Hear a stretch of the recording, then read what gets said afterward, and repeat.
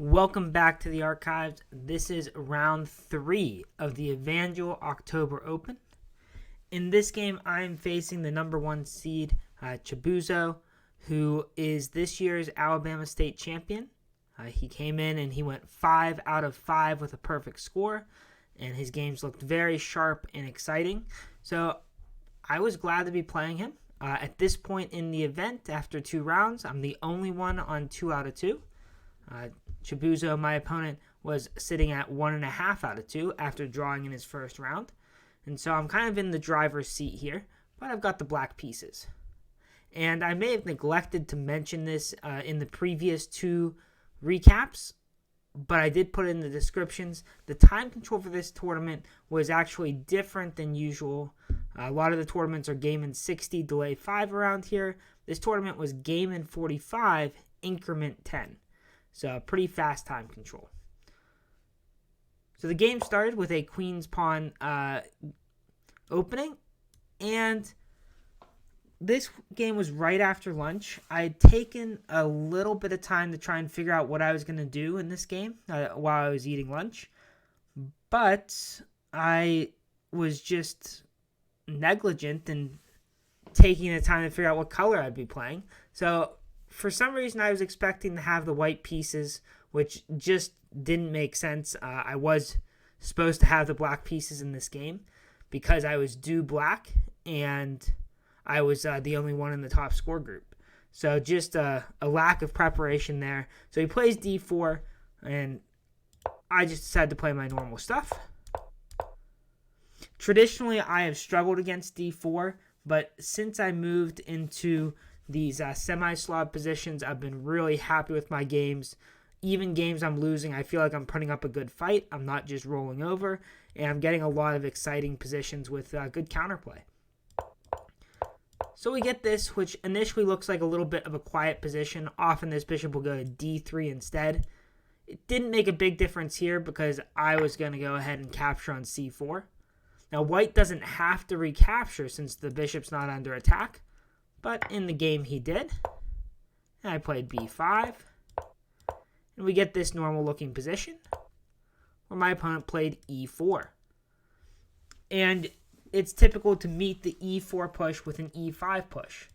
When you're worried about your opponent putting a pawn on a square and you can't stop them from doing that, you want to go ahead and put your own pawn on that square. So the easiest way to stop white from playing e5 is to play e5 yourself. You'll also see this a lot on the f file. Like if your opponent plays f4, maybe that's met by f5 to prevent that pawn from advancing further. So I play f5, and white plays the move d5. In these queen pawn positions, where the pawn ends up going to d5, it's very sharp. There's some lines where black's king even stays in the center, and I was not familiar with this exact position. My opponent had taken some time before playing this move, and I took a good amount of time on this move to try and figure out exactly what's going on. And I couldn't come up with a great move other than capturing on d5. It's probably also possible to play the move b4 here and then try and capture on d5, but I wasn't sure I really liked that any bit better. So I captured on d5, and they went ahead and captured on b5. And in this position, I've got a couple of choices. My bishop is under attack. I could defend my bishop, but white's going to be happy to trade off their knight for that bishop in most cases. Bishop to b8 also makes some sense. And there is a master game in the database, just looked on Lee Chess, where black does play bishop to b8, but the computer approves of my choice, which was to play bishop to c5. And I thought maybe I could get some pressure going on the f2 pawn, and the bishop seemed pretty stable here. I'm still defending all the squares the knight wants to jump to. So they capture here, and I go ahead and play queen b6. So in this position, I am down a pawn. I thought it was pretty likely I was going to get a pawn back. I have some threats on f2. This knight might be jumping in to join in that attack on the f2 square. The d pawn is attacked once. It can easily be attacked a second time with the bishop. A rook will end up on that file in a lot of cases.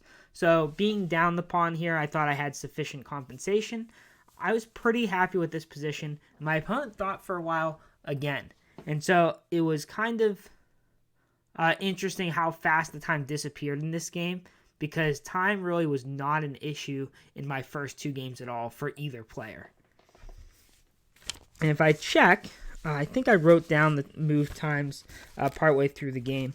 Yeah, so after this move, White's going to have about 20 minutes left after 14 B4. So they thought for quite a while and played the move B4, and that was not a move I had considered going into this position. I think it's a really nice move, really creative idea that is not something that Black is likely going to consider. So I thought he would be focused on this pawn. I thought he might try and go after the E pawn, but B4 distracts my bishop, and it's going to open up the B file for his rook. So I thought for not super long, I went ahead and took the pawn. And at this point, I have a little over 30 minutes left. So I've got about a little over 10-minute time advantage, which I thought could add some pressure to the game. Definitely a complicated position, so the time advantage could be meaningful. They played rook to b1, and I went back with the bishop. So in this position, I expected that if I captured on b4, they would move their rook over and line up with my queen. And so I did have to take a little bit of time to decide if the knight had any good discoveries, which I decided pretty quickly it didn't. And so the bishop just goes back to c5. They played bishop c4. And now I have to kind of decide what my plan is. Do I continue to attack the f2 pawn? Do I try to finish developing my bishop? Do I just get my queen off of the b file? And I felt like time was of the essence here. If I kind of dilly-dallied and played some not super precise moves, I thought White was going to be able to finish their development. They're going to get some tempos on my queen, and they still are going to be able to kind of press the advantage. I thought it likely I was going to lose the e5 pawn if my queen got chased around. I almost said that they would still be up a pawn, but remember, White actually gave back the pawn with b4. So White's no longer up the pawn, but they do finish their development. So I played e4. I thought this was very forcing. It goes ahead and gets rid of that kingside knight from that nice f3 square. It opens up a new square for my d7 knight, which will open my bishop. My other bishop and queen are lined up, and I was really liking my position. I thought that Black likely had the advantage right now, and the computer backs that up. The computer says that Black does have a small edge. Now, it's not winning, not even a full pawn, but there's some initiative here. Black's doing well. All these discoveries for the knight, not very meaningful at this point, and I thought my opponent would move this knight. But my opponent actually, again taking some time, getting lower on the clock, ignores the attack on the f3 knight. And they play the move bishop to f4. And so after bishop f4, Black has to decide how to proceed. We can capture on f3, but there are going to be a lot of threats down here on c7, either with the bishop or with the knight going to that square. And I took some time here. I considered a lot of different moves and didn't like a lot of them. The computer suggests knight to h4. Knight to h5, which, after the queen gets attacked, opens up new squares for the queen on the king side. Swings over here, and my queen's not likely going to get trapped.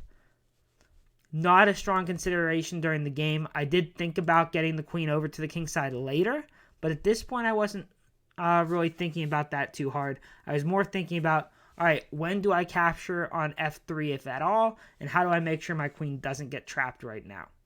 So I went ahead and decided to take the knight, giving up the exchange, but I thought that I had more than enough compensation. And we just give up that rook. We take on g2, and now we've got that exposed king also. And I reached this position and realized that I got the position I wanted and didn't know how to proceed from here. So this is a really tricky situation for Black trying to decide what move to play to improve black's position. I've got my pieces developed other than this bishop, but I don't think my bishop really wants to go here because we're just going to lose it to the rook. I didn't want to trade pieces because I just gave up the exchange. Wasn't sure what to do with this knight. This knight already seems on a pretty good square. And so this was really a challenging position for me. And at this moment, I thought, maybe I messed up. Maybe I wasn't supposed to give up the exchange. And this position is still just fine for black, but I started to doubt myself a little bit because I had gotten the position I wanted and didn't find a move I liked here. I ended up playing the move knight to b6, which is a logical move, a reasonable move, but it allows that knight in the corner to trade itself off. The best move in this position is actually knight to e8, making sure this knight stays trapped. But this was not a move I considered. I wanted to move forward. I did not want to start bringing my pieces backwards. This didn't feel like I was improving the knight. My rook can't join the game. So, an ugly move. Maybe objectively, according to the computer, the best. But even if I had this position again, I don't think I would play knight to e8. At least not without diving into it further and better understanding why that move is the best move in the position. So I play knight to b6. We go ahead and have a little trade. And they attack my queen. In this position, the best move for white is bishop to d6. And white does have a nice advantage at this point now that I've traded on b6. And we end up with some position like this where I don't have any threats. I've tried to avoid the queen trade, and they can actually capture a second exchange. And in this position, white does have a decisive advantage. Now, the best thing for black to do is just accept the queen trade here and then save the rook. But of course, after giving up the exchange, I was trying to avoid the queen trade at all costs. Have to keep the queens on if I want to keep playing this game. So bishop d6, a chance missed by my opponent. Bishop d2, queen c5, queen to e2, and now I missed my chance. So in this position, black is actually better if we play the move rook to e8. And we get just a sample line here where I'm going to be able to bring my pieces over to the king side. My rook has activated. We're going to go over to that H file there, and black has an advantage. Not a huge advantage, 1, maybe 2 points, but I've activated that last piece. All 4 of my pieces are on the king side. No chance of the queen getting traded or trapped. So this would definitely be a more pleasant position to play. So rook e8 tempo, missed by me, unfortunately. And from here, I kind of start to go off the rails. So I start by taking on d5, which is actually not a bad move. Taking on d5 is perfectly fine if I can find the complicated follow-up after this. So knight to d5, my opponent whips out the move rook to b5. And I didn't think they could play rook to b5. But they played it quick enough that I paused and I was like, okay, well, let's see if my idea works. And my idea did not work. So my original idea was that if they play rook to b5, I was going to play the move knight to c3. If they take my rook, I take their queen. They take my bishop. I take their rook. They take the knight. I go rook to c2. And they go rook to c1. And in my head, this position was losing for me because of my back rank issues. And so, going back to this position here, I thought that I could not play knight c3 because going down that line, I was going to have a weak back rank, which I had missed before. It actually turns out I don't have a weak back rank. So after rook to c1, I can play rook captures bishop, and my rook can retreat defended by the bishop. Unfortunately, even if I had seen that, it's actually probably fortunate I didn't see that, because they can also just choose to not take my queen, and then white's much better. They can take my knight instead, and I don't really have a lot in that position. So I conclude I couldn't play knight c3. And eventually I settle on the move queen to a3, knowing that I was probably losing at this point. There wasn't enough play here. But I missed this beautiful idea, which my opponent pointed out after the game, which is the move bishop to b7, not saving my queen. So bishop to b7, the rook captures the queen, or if the rook captures the queen, I have to move knight to f4, getting the queen back and picking up the exchange back after that, and I'm up a pawn. And if they don't take my queen, then I'm going to just be able to move my queen and continue my attack on the king's side, except now my knight is defended in extra time. So bishop to b7, a very nice move. Didn't consider it at the time. Wish I had, because this would have been a lot of fun to play. I'm not sure what my opponent would have done here. He talked about it briefly. Can't remember if he said that he was looking at taking the queen or if he was going to just try and play like f3 or something. But in any case, this position would definitely be good for black. So I play queen a3, and now it's losing. I create a bunch of threats, but they're all like single threats. And anytime you're creating a single threat in the position, your opponent can probably stop it. You've got to create double threats, whether it's forks or attacking two different squares or a pin, or you got to be doing multiple things at once. And all I could come up with here is one threat each turn. So they go ahead and take the knight. I check. I threaten checkmate. They stop checkmate. I threaten the rook. They defend the rook. Threaten the rook and pin the queen. And I don't really want to take the rook because I'm now down a whole rook in this position. I make some lift for my king. We're forced to trade off. I attack their king again. I threaten h2, hoping that they have to move their queen. Avoid the queen trade. Attack the bishop. Attack the bishop, right? One threat, one threat, one threat. He's able to meet them each. We're both at like around 2 minutes right now, so we really are under a lot of time pressure, but it just didn't matter. Once I didn't find bishop to b7, he could have had 10 seconds on his clock, and he was going to convert the position. So 1 minute, 2 minutes, didn't really matter, especially with 10-second increment. He goes ahead and captures the pawn. I capture on f3, and he pins my rook to the queen, and I resign. But a very exciting game, very double-edged, rich middle game. I wish we had gotten that position with 2 hours on the clock for each person, because it would have been nice to put a lot more thought into that middle game. But overall, very enjoyable. This moves my opponent into first place overall in the tournament. They were the only one, 2.5 out of 3 at this point, and I'm in a joint second place with 2 out of 3 going into the final round. When we finished this game, so we finished the game with about 2 minutes each on the clock, and we were the first ones in our section done. All the other games were still going. Not a big section, so only a few other boards, but this round, all the games went right down to a wire, right down to the wire. So it was a very, very exciting round. So my opponent continues. Up to this point, they had not lost a game in Alabama. Their first tournament they played, I think they went 3.5 out of 4. Then they won the state championship 5 out of 5. Here they're 2.5 out of 3. And I'll go ahead and give you the spoiler. They do win their last round game, and so they're going to end up 3.5 out of 4 again.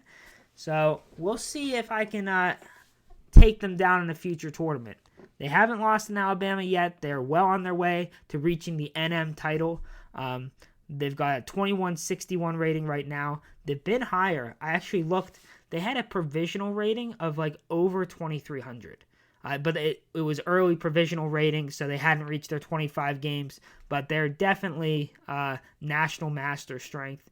And a very nice guy, very friendly. So excited to play him more. So fighting for the second place prize in this next game, and it is a game that does not go as expected. So if you thought these first games were exciting, if you thought this game was exciting, You don't want to miss the next one because it's definitely unlike anything you've seen before. Thanks for watching. Good luck in your games and your studies, and I'll see you guys next time.